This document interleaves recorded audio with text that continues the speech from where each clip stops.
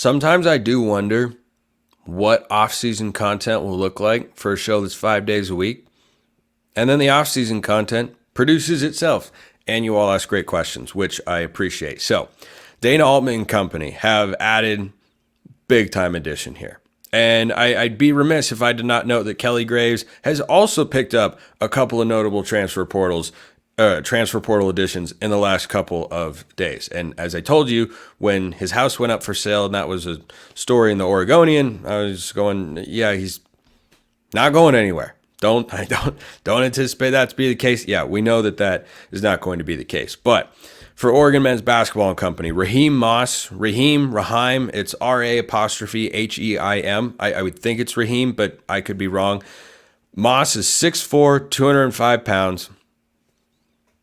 Almost the exact same size as Jermaine Cousinard. First team All-MAC selection this past year at Toledo. And he's going into his fourth and final year of eligibility. He's played all 3 years with the Rockets, but averaged a career best 15.5 points per game this past season. Also 5.5 boards and 3 assists per game. 31% from beyond the arc. Maybe my favorite stat, 75% from the line. I can't stand Oregon's inability to make free throws, lest we forget that was what prevented them from beating Creighton in the round of 32. But I digress. This is a guy who popped this past year. He was an 8.5 point a game scorer over his first 2 years at Toledo. And then this past year, he upped the ante, 15.5 points per game. And that's a career best. And he has now parlayed that into what I fully anticipate to be a starting role with the Ducks. I think this guy is new Cousinard. This is what this feels like across the board. Plug and play, 1 year guy, got experience, shown his proven production. Not a great 3-point shooter, but capable and, brings good size. He's got solid athleticism. Love his float game. And what was Cousinard so very good at down the stretch for the Ducks? Float game. It was on fleek, as the kids say. I can't believe I just said that, but you know what? It happened. We can't go back. I could go back and edit it out, but I'm not going to do that. So I think that Moss is going to slide right into the starting lineup, and this will allow Des Lindsey, the junior college transfer, to come off the bench. Now, the thing with Moss is I would love for him to have a better percentage as a 3-point shooter. If you can just be in the 34 to 35 range, everyone doesn't need to be a sharpshooter. But 31%, again, it's not terrible. It's just not great. He's got a little bit of a slow release on his 3-point shot. I don't think that's where, he thrives the most. I think getting downhill, attacking the paint, utilizing the mid-range and the float game, I think is where he's at his best scoring the basketball here. But certainly, you just can't, as we saw a couple of seasons ago when Oregon missed the NCAA tournament, you just can't have too many non-shooters on the floor. And typically, Dana Altman's always got one at the center position. Now, if Nate Biddle's the starting center, then that changes the calculus a little bit. But still, your shooting guard should be able to hit threes, and he can. He does. I don't think it's what you would describe as what he does best, but it's certainly something that he can do. He's also got some nice athleticism, and hopefully that means he can bring it defensively. I'd be lying if I said that I watched any Toledo games this past year. I think I called. Oh no, that was a Kent State game. Never mind. So final year of eligibility.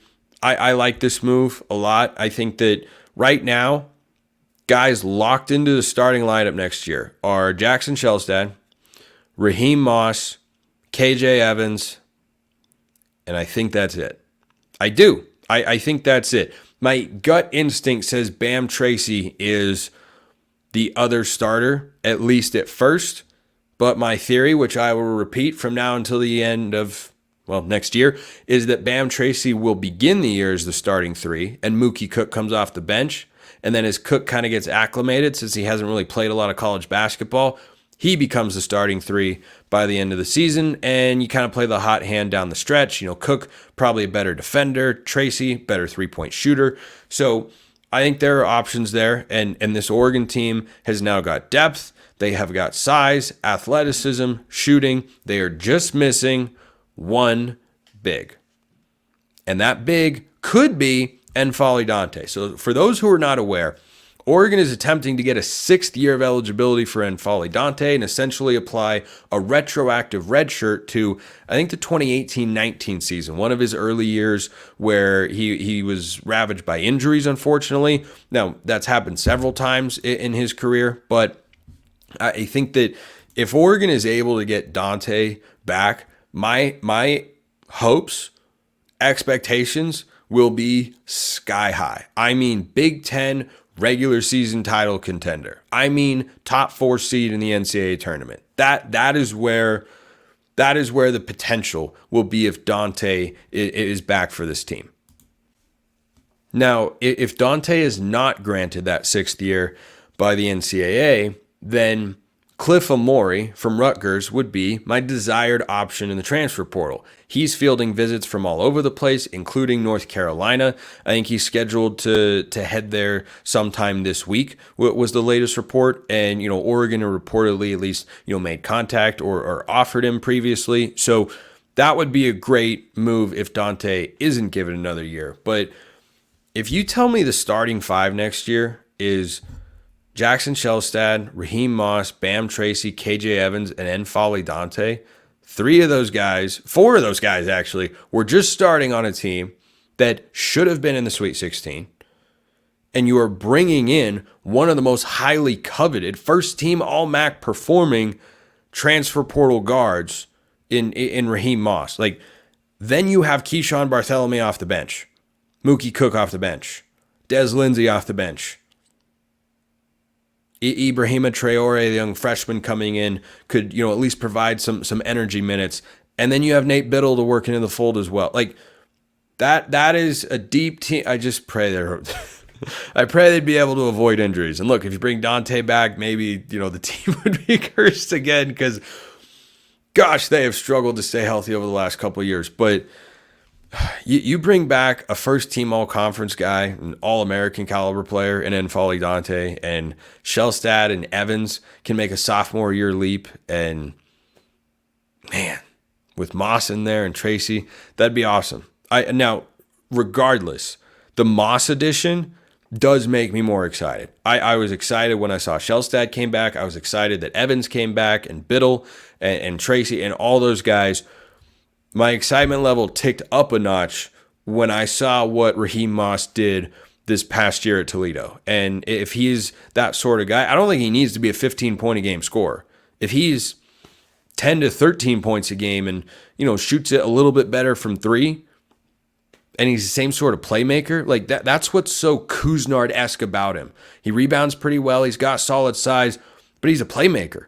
In college basketball, you really don't see too many guys that average over 4 assists a game. So for him to average 3 assists a game playing, the 2-guard position, or at least having the size to play the 2-guard position, I think is excellent. You watch his highlights, he's a really, really dynamic and heady passer. So that playmaking element that Cousinard also brought to the table, again, feels like you're replacing that about as well as you can, given the transfer portal options that Oregon had available. So you've got 2 guards that can create off the dribble. You've got shooters, athleticism, defense.